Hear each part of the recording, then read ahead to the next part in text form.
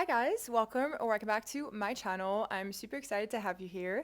And today we're going to talk about energy, how to cultivate and protect your energy, and also why your energy gets depleted in the first place. No one's energy is perfect 24/7, but the most important thing to do is to be able to snap yourself out of it when you're in a bad energy, and I'm going to get to that in a second, like ways to do that. Your energy is your currency. Your energy is literally the most important thing about you. If there's one thing that you really need to focus on when it comes to your personal development is your energy. When you walk into a room, the first thing that people pick up on is your energy. You don't have to say a word and people can pick up on your energy. And I'm sure you can pick up on people's energies as well, right? Because there are some times where you meet people the first time, you feel just so energized by them. You just feel such good vibes versus sometimes you also meet people that just feel very off. So why does our energy get depleted?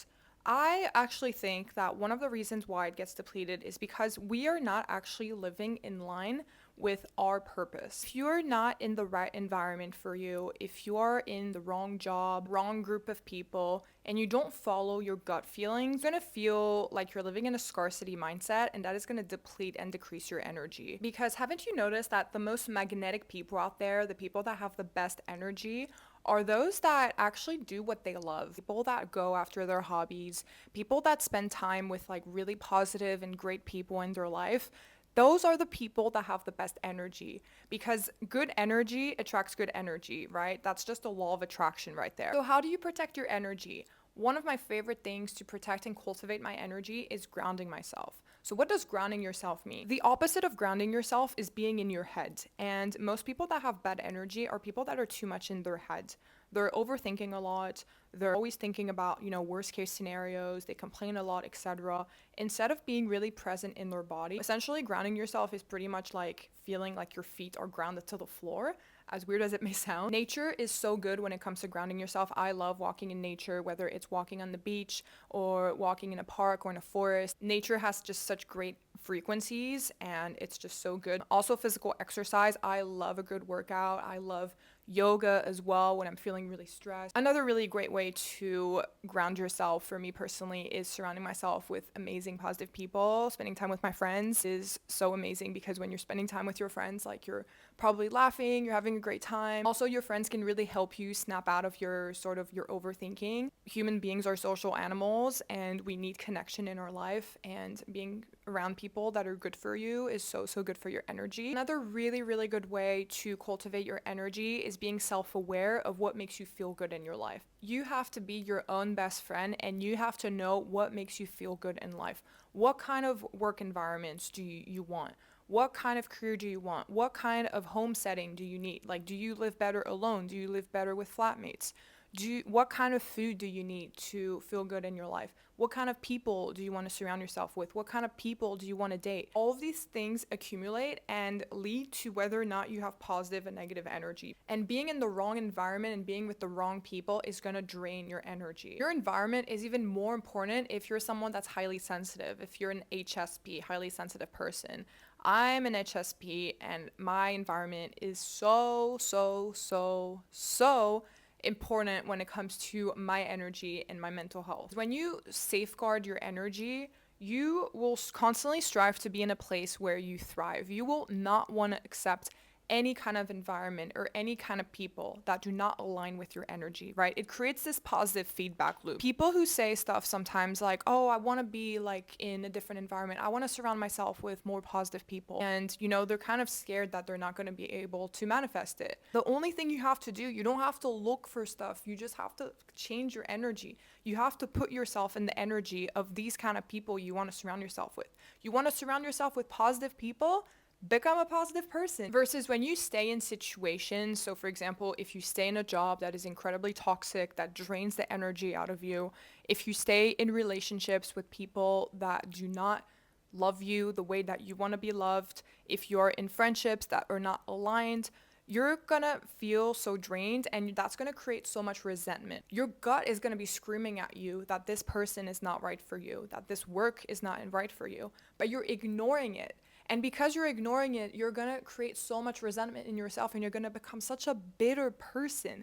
I think we all know people in our lives that are just so bitter, right? You know, that person that's been in that job for like over 20 years and that is just so bitter against everyone because they just hate their life. Like, you know, these kind of people, like, we all know these kind of people. And we don't want to become like one of them, okay? Because life is too short. We don't want to be stuck in bad energy for the rest of our lives. If you keep focusing and talking about the negative things into your life, you're just going to create more and more negative experiences, right? Because misery loves company. And for example, let's say you're in a job and you keep complaining about your job 24/7, you're going to attract more and more negativity into your job. More and more bad things are going to happen to you, right? Or let's say you're dating someone that is not treating you right. This person is going to continue acting up. You're going to attract more and more negativity into this relationship because you're just focusing on all the negative. So you have to take action. You have to either say something to that person or you just walk away and you realize that you're just not aligned with that person, and that is okay. It's so easy to fall into these negative self-fulfilling prophecies where you think, oh my god, like I dated this horrible person. I'm just gonna keep getting hurt. let me reassure you that it's not because you've been hurt in the past that it's going to happen again, okay? There's 7 billion people on this planet, and you're telling me that you're not going to be able to find at least one good person for you? Come on. Same for jobs. You know, there are so many jobs out there. Stop thinking that you're not going to be able to find a job because you've been rejected by so many companies in the past. Being stuck on the wrong person or the wrong thing is literally draining your energy, and you have to really understand that life is an all you can eat buffet, okay? Like there's so many options out there. So you just learn from your experiences, right? Like if you had a situationship, for example, first of all, never get into a situationship, please. Like situationships are just ill. You can tell yourself in the future, I'm never getting into a situationship again. Point blank, period. If you had bad experiences with friendships in the past, for example, well, next time you meet people, just learn to observe people's behaviors, right? Because again, like the energy never lies. Obviously, give people the benefit of the doubt. Like, obviously, no one is perfect. You know, we all have our own flaws. But again, like, energy doesn't lie. And if people give off like this sort of like negative vibes, well, just learn to, you know, wish them well and energy never lies, right? And I don't want you to gaslight yourself into thinking that you don't have any evidence against why a certain person is not right for you, right? Because if you can feel it in your bones that this person doesn't like you, is triggered by your energy, is jealous of you, wants to see you fail, complains 24/7, is a drama queen, is a narcissist. I actually know a really good book. Actually, let me get it. It's actually really good. It's from Thomas Erickson. I read it recently. It's called, I don't know if this is like, yeah, Surrounded by Vampires. That's what it's called. I think his famous book is Surrounded by Psychopaths. I did not read that one, but this one is really good. If you want to learn more about like energy vampires and like the kind of like toxic people that exist, like definitely read about it. I feel like I learned a lot, and that's really helped me sort of audit the people in my life. And while we're on the topic of toxic relationships, you need to avoid one-sided relationships like the plague. Like when you give, you need to receive back, okay? That's just relationships 101. If you're in friendships or relationships where you feel like you're constantly giving and this person is not giving anything back, it's time to run away or at least address it with the person, because that is literally draining your energy. If you're in a friendship where you're always there for your friends, you're always, you know, like overextending for your friend, doing everything that they want, and then in return they're not giving anything back, well, that's a no-no, okay? That's a really, really big red flag. Same if you're in a situationship or a relationship and you're constantly texting the person, constantly giving them your energy, right? And they're not giving anything back. That is, first of all, going to drain your energy. And that is also going to start making you doubt yourself, right? You're going to start thinking horrible things about yourself. You're going to start thinking, oh my God, like, am I not worthy of this person's attention? Am I not worthy of great relationships? Like, what am I doing wrong? When it has absolutely nothing to do with you, it has absolutely everything to do with this person's energy that is not right for you, right? So you need to learn how to identify these one-sided relationships and to not waste your time with these. Healthy relationships with healthy partners and healthy friends will never make you doubt yourself. Obviously, no relationship or friendship is perfect, okay? Like, obviously, shit hits the fan sometimes. But these people will never make you doubt yourself, will never make you feel like you're too much, like you're asking for too much, right? That you're too difficult, etc. Because they're aligned with you. It is not your job It is not your job to fix people. It is not your job to convince someone that you are worthy of the attention that they need to give to you. You are not their therapist, you're not their energy healer. So it is not up to you to make them realize the importance of giving back, okay? And if you have to negotiate with someone on what kind of treatment they give to you, that is a clear sign that this person is not right for you.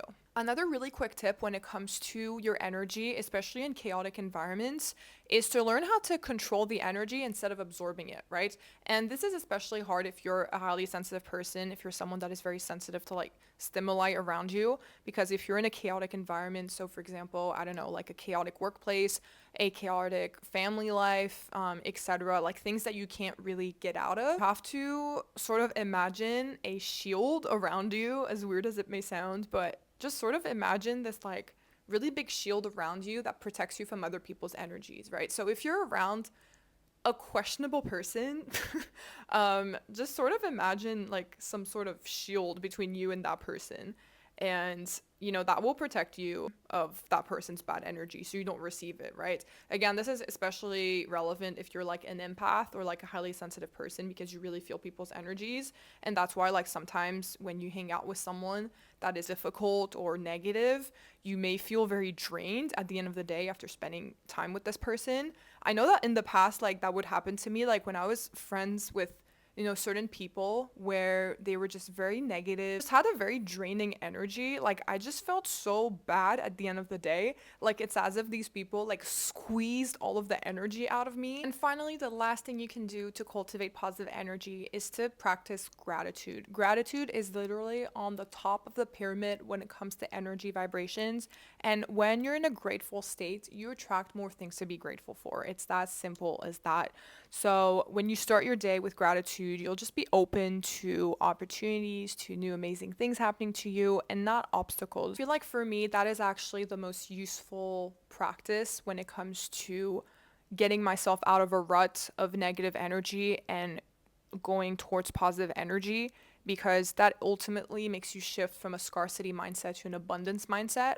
And you start noticing these little things that you may not actually notice in your day-to-day life that are actually really cool about your life, right? Because when you're negative energy, you're always focused on the negative, and you actually forget that you do actually have really great things in your life, right? So maybe right now you're worried because you don't have the job that you want. Focus on the amazing things that you do actually have in your life. Maybe you have amazing friendships, right? Maybe you have a roof over your head. If you want a relationship and you're really sad about being single, well, focus on all the other amazing relationships you have in your life, right? Like your friendships, your family, all the amazing things that you currently have. And be kind to yourself and be kind to others, okay? Because we all want other people to be kind to us, but we also have to look at ourselves in the mirror sometimes and be like, am I actually kind to people, right? Like, what am I giving back? I 100% believe in karma. I spent a lot of time living and volunteering in Southeast Asia, specifically Indonesia, and these people are literally the most inspiring people ever.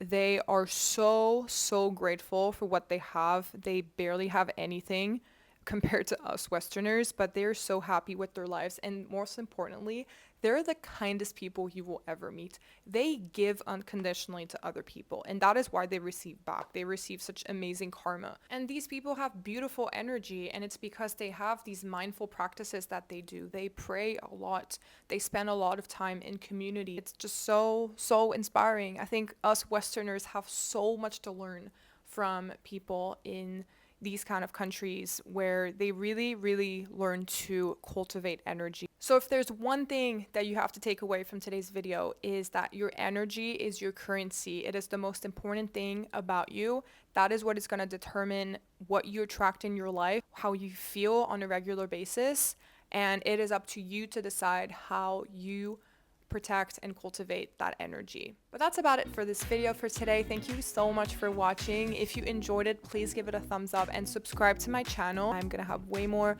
videos coming out this year, so feel free to subscribe, and I'll see you guys in the next video. Bye.